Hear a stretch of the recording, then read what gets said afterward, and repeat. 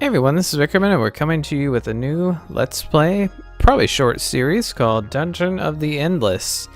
Now this is a roguelike type of game with permadeath, and you're trying to escape from this dungeon. Now you see we have a spaceship here, we're prisoners upon this spaceship, and it's been shot down, so we have an escape pod that comes out. And as you do the game, you can unlock different kinds of escape pods with different options in the game. But basically you've got to scrounge your way through this dungeon. You start out with just 2 heroes and you can recruit up to 2 more. And there are 12 floors in the dungeon, contrary to what it would seem like with the name Dungeon of the Endless. It is not in fact endless. Endless refers to an ancient alien race. And in fact, this is the same universe as if you've heard of Endless Space and Endless Legend, which are really well regarded 4X strategy games. Endless Space being set in space, and Endless Legend being a fantasy, sort of a fantasy setting. So basically, the thread that ties them together is the Endless, these kind of ancient race of some mysterious origin, and they have powerful artifacts and that kind of thing. So, you know, this screen here is a bit deceptive because the first starting out difficulties are easy or too easy. Now you would be thinking, you know, where's normal?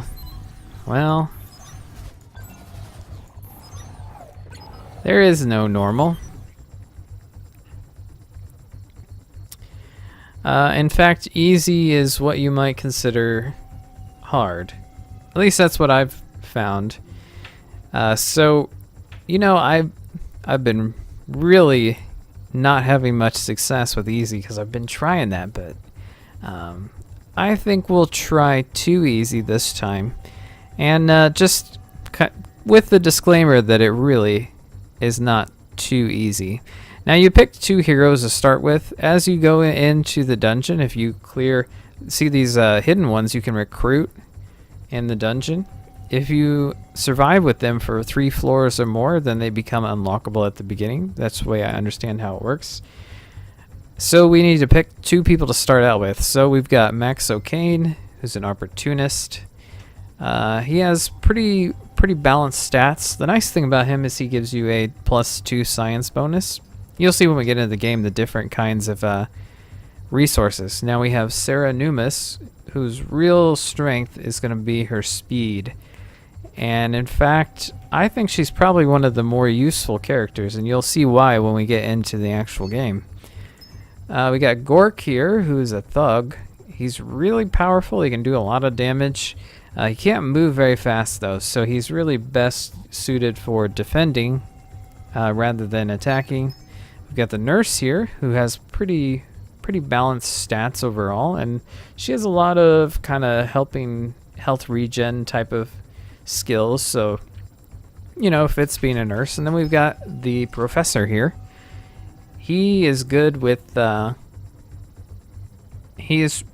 machines, you know, and he can manipulate or repair modules and a bunch of other intelligence-based things. So Josh Intello. So I'm going to take Sarah Numis because I think she's really helpful. And for the other person, I think we'll do Max O'Kane. I think he tends to work well as well. Well, no, let's not do that. Maybe we'll take the professor to start out with. That way we have speed and industry and utility type of things. Maybe we'll find someone along the way who can give us muscle. I'm hoping that too easy will, in the first couple of floors, things will not be quite as difficult. So here's the cutscene. We land in our escape pod. And we're going to be starting here. So the way this works is we have a crystal that's our power source. And it's kind of tower defense style in the sense that the enemies are going to try to get to the... Well, many of the enemies are going to try to get to the crystal. Some of them are going to try to kill your heroes. Which you can lose heroes. You can recruit more later on, but you can lose them. And when they're gone, they're gone. So you have to continue without them. Or everyone else can die. That can happen too. So we've got 4 different kinds of resources: industry, science, food, and dust. Now, industry lets you build things. Science lets you research new stuff. Food is really helpful because you can see here that we can level up with 25 food. And each character kind of has a different set of levels with certain amounts that they need. You can also use it to heal in combat, which is really nice to keep people alive if maybe things are a little bit trickier than you might have imagined. Yeah, and food can also be used to recruit new heroes, so it's nice to have a good amount of that stocked up. Now, dust, you'll see what that's about when we get in. Now, basically, things are paused and nothing really happens until you open a door. That's kind of the turn. It moves it on to a new turn, sort of. And all these things will pop. You'll get 8 industry, +3 science, and +6 food. And whatever your bonus is per turn, that's what you'll get every time you open a door. So what does he have? He has team spirit, pack of dogs. So he's really good with other people. She has defense +10% when grouped with others that they trust. I'm not sure how that's developed or if it just kind of depends on who the characters are, because there are backstories to these characters that you discover along the way. So I think that's about it. You can use the tilde key to select all heroes, which is kind of nice. Or you can do 1 or 2, and then 3 or 4. It'll be in the order that they're up there. So I'm going to select both of them, have them open this door, and we'll get started with the dungeon. So there's there's 1 monster in there, so it's not that big of a deal. Now the dust here, you see we have 29, and we have 2 little things here. These are the capacity that you have in the crystal. Every 10 dusts gives you enough power to power up a room. You do that by clicking on the mouse wheel, and now you can build things in here, but more importantly, the enemies will not spawn in any room that is powered. So you can use that to your advantage to kind of get the enemies to a particular location. Now we have buildings here. We've got big slots, which look like that, and then we have these little ones. The big ones you can use for this stuff here. And at the start of the game, all you have is the science, industry, and food replicators that give you bonuses to these per turn amounts of the resources, that whichever one they are. Then for the little ones, you can put turrets, and the prisoner prod 1 is what you start with. And then you can also get these other things, which are just different ways to solve the problems of the enemies attacking you. So you'll see you have to research those, so we don't have any of those quite yet. We've got quite a bit of food coming in per turn. I think it's probably a good idea to start with science to get some more of that coming in, so that when we are able to research, which you'll see that when we get there, we'll be able to do that. Okay, the next room. Okay, so this is the science crystal, and you can interact with it to perform science. And as I said, we don't have a whole lot of science points at the moment, so we are not going to be able to do that. And you'll notice I have not built any turrets or anything. That is because this early in the game it's kind of a waste, because your heroes can deal with most things probably on the first floor or so. And I'm already telling that this too easy is quite a bit easier than the other one. Now we do get extra industry bonus. I'm not sure why, I guess from the characters in some way, but I didn't see a passive skill for that. So we're going to do food so that we can get them leveled up as soon as possible, and potentially hire some new folks. Now, okay, I'm going to go ahead and level her up. I'm pretty sure that this guy can work with the module if he stays in the room for a turn or so. So I think she'll be okay leveling up to go by herself for a little bit. And if not, she's quick enough that she can get out of there in time. So I'm guessing now when we go to the next room, we should get a bonus to science. No? Okay, we got a prisoner uniform. I guess he needs the passive operate skill first.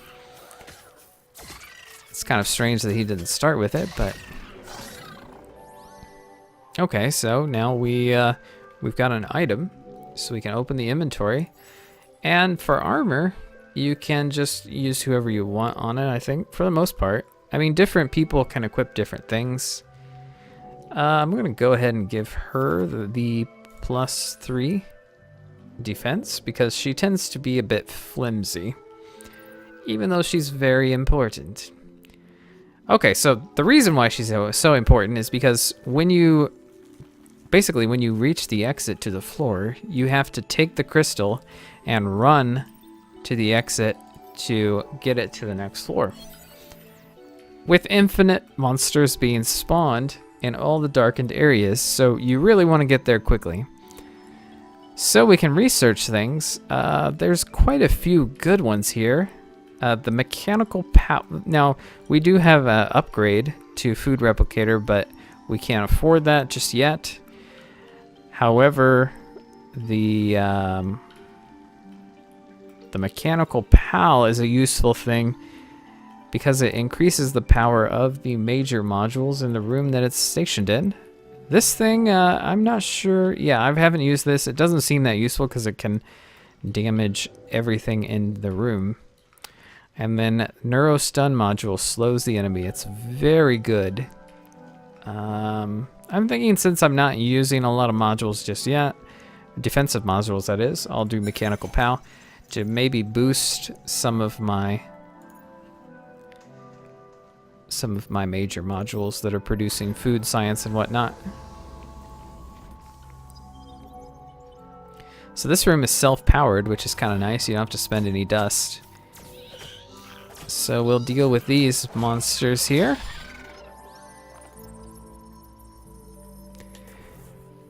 And so you see, you can zoom out to a map, which is really cool. You see, I wanted to power this room because that means that the monsters can really only spawn here instead of here and here. So it's kind of about controlling the flow more than anything of where the monsters are spawning. Don't have quite enough just yet to build another major module. But we have enough food to upgrade the professor.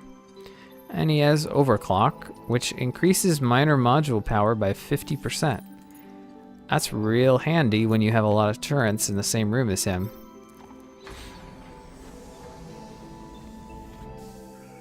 Okay, we've got some monsters here. Are there any here? Yes, there are, and they're coming this way.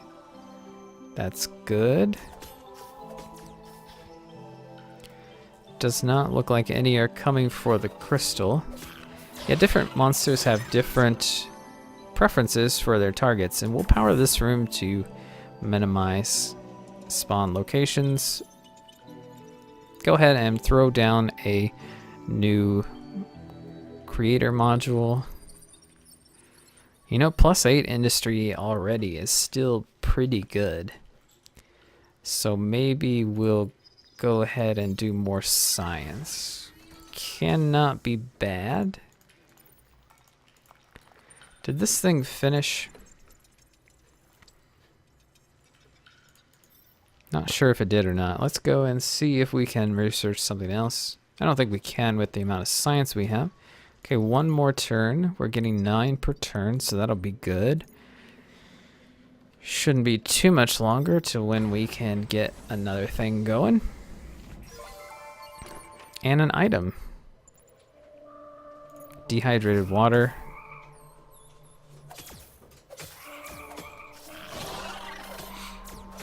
Let's take care of these guys and see what that's all about. Increases HP max and unlocks extenders, which I'm not sure what that is. It's a passive or something. Who needs some more HP? You. I'm gonna give this to you. And what does this do? Heal cost minus 10%. That's nice. Decreases the amount that it costs to heal her.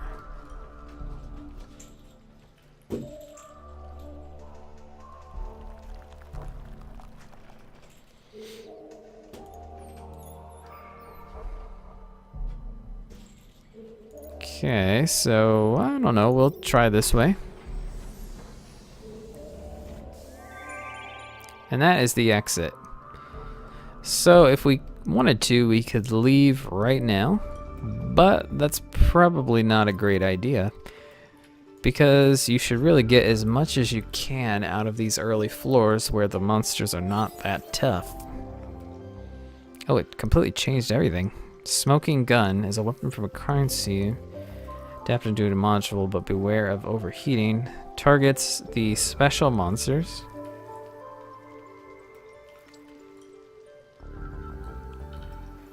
Interesting. Dust Field Gen 1 adds 30% defense.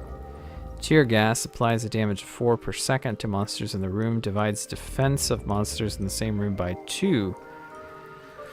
Ooh, that's a good module too. Let's get as many of these as we can.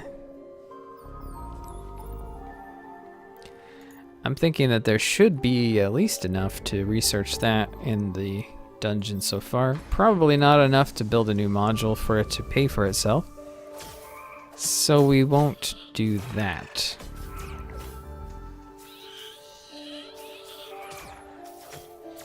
Okay, let's see if any are going for the crystal. Okay, can we hold on? I think so. Good, we didn't have to spend any food.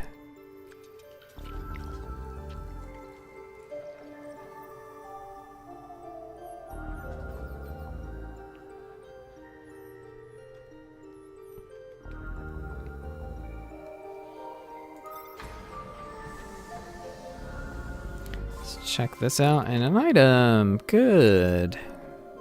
Prison uniform for the other guy.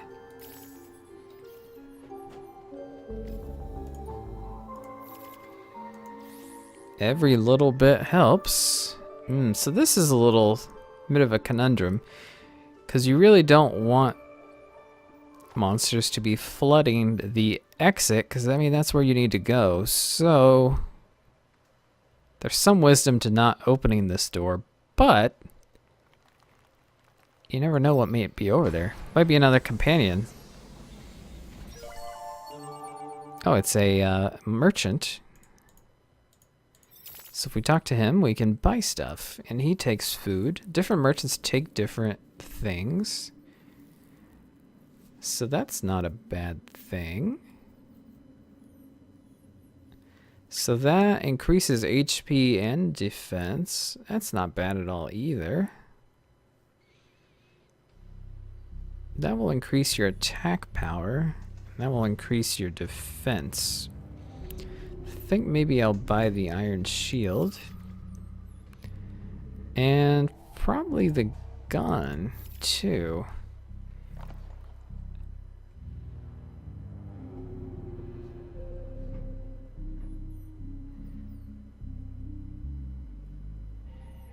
You know, maybe I want to give him this, too.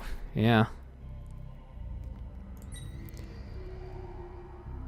Suppose I'll hold on to that just in case. Light up the exit room.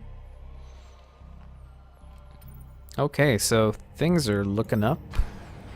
Hopefully we won't get items now in the rooms for free because we spent all that cash, which is always disappointing. Okay, she's losing health fast.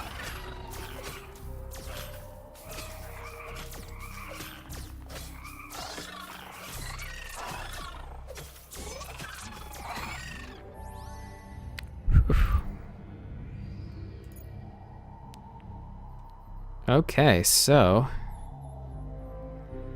how are we doing? We're going to be able to get away with not doing any more modules. Okay, that's the last door.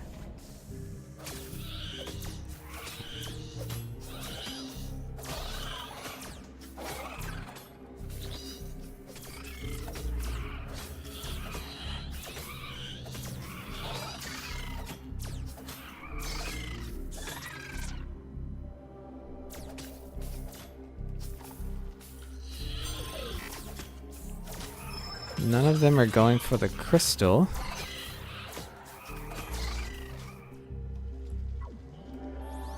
Okay, we did it.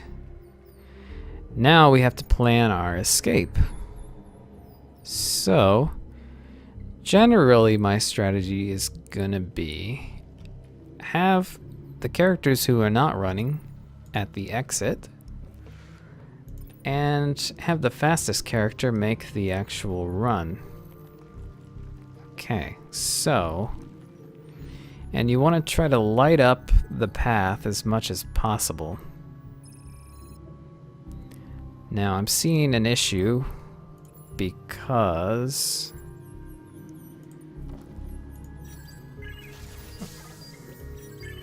looks like I can't take care of this. So we'll spend the industry. It's kind of unavoidable. So as she's running up there, monsters will spawn here and come in. So potentially I want to put him in this area. Maybe he will hold them off better with all those modules. And then together they can push through. I think that is essentially the plan. So let's do it. Okay, pause for just a second. We're gonna have her run like the Dickens. Okay, prepare to defend this point.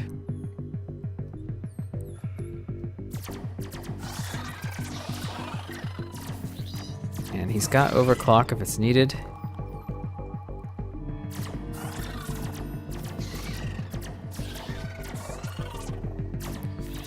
Okay, she's there. Let's get out of here. Alright, so between the floors you have the little elevator screen. They have a little bit of a conversation most times. It shows you how you did. So we didn't do half bad for that first level. Came away with 41 industry, 61 science, 13 food, plus all the items and things that we have. And we leveled up in the process. So pretty good start, I would say. But we'll see what happens next. So if you like this series, make sure to like and subscribe. And we will be continuing this, I hope, until we get to floor 12, and complete the thing.